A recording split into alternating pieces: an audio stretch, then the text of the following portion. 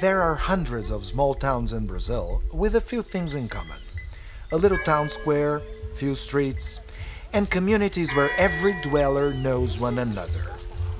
In Mariana, a Samarco iron ore tailings dam burst on November 5, 2015.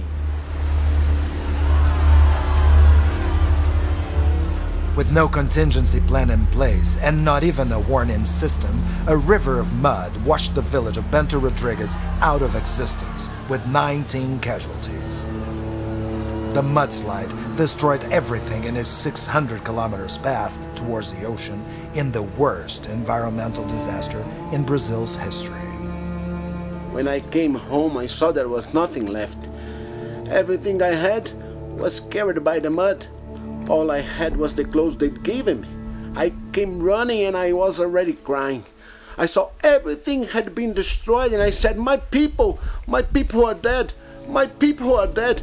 But when I got up there crying, thank God they were all there.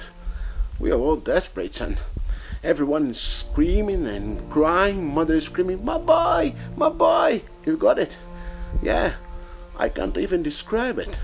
Only those who'd seen it could tell you about it.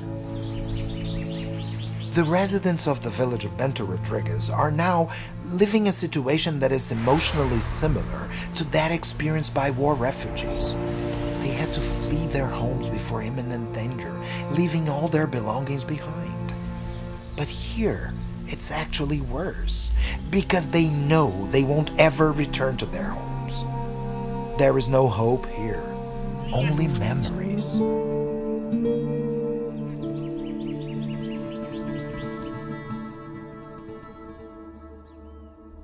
There were no bad streets in the village. The high street was asphalt, everything else was cobblestone. But we never worried one bit about letting the kids play outside. Not ever. The kids were always playing football, hide and go seek. They would ride their bikes, dodgeball. Even I played dodgeball with them sometimes. To me, Bento Rodrigues was the best place in the world. I'm gonna cry.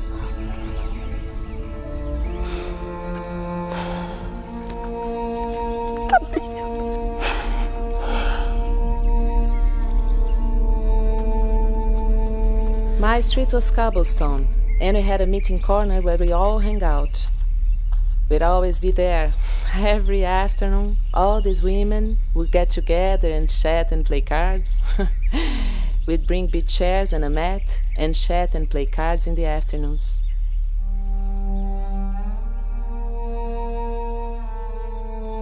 Our afternoons were great. There was always a nice breeze on our faces.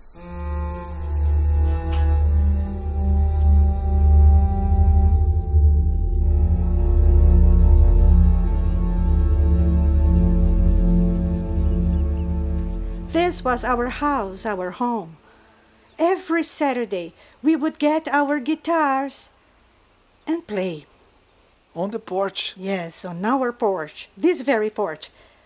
And now, we're going to take a trip down memory lane.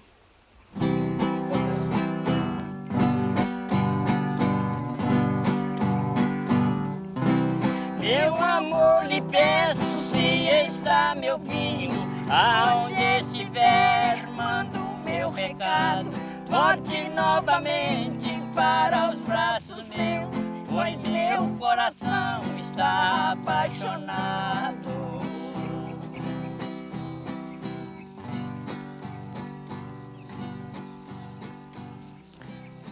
When we had a birth, the whole village would come to visit the newborn. If someone died, even more people came to pay their respects, because the children would go too. Weddings, births and deaths, the whole village would be there to support you. We were a very tight-knit community. Everyone always there for everyone else. We shared everything.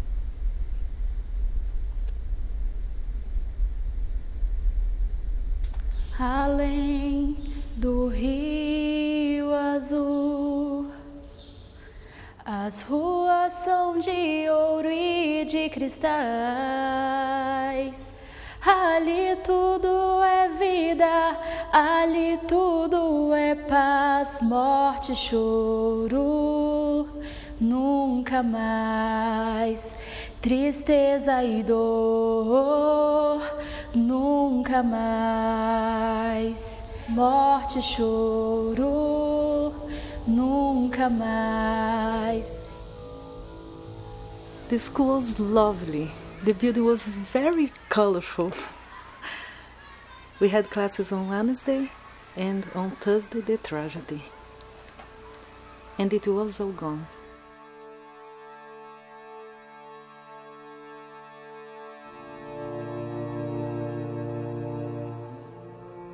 Yeah, I had 3 animals, 2 dogs, and Belinha and her daughter Nina. I had lost all hope of finding them since our house was destroyed. And then some 20 days later I decided to go back and look for them.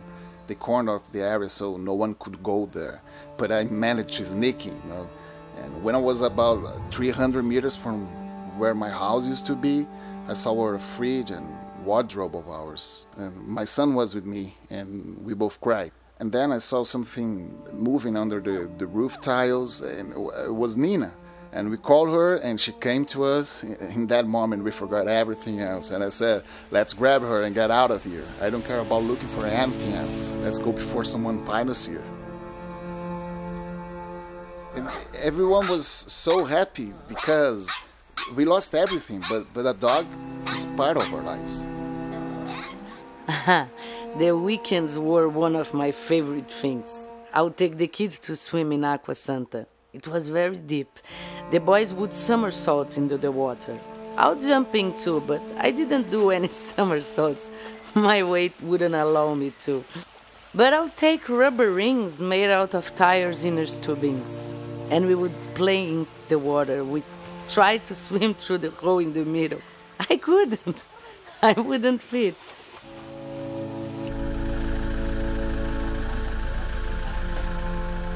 It was my dream to spend the rest of my life there, to see my kids grow up there. It seems like a distant dream that's got nothing to do with reality. Even now, when I go to sleep, I ask God, why did this happen? It's a question without answer.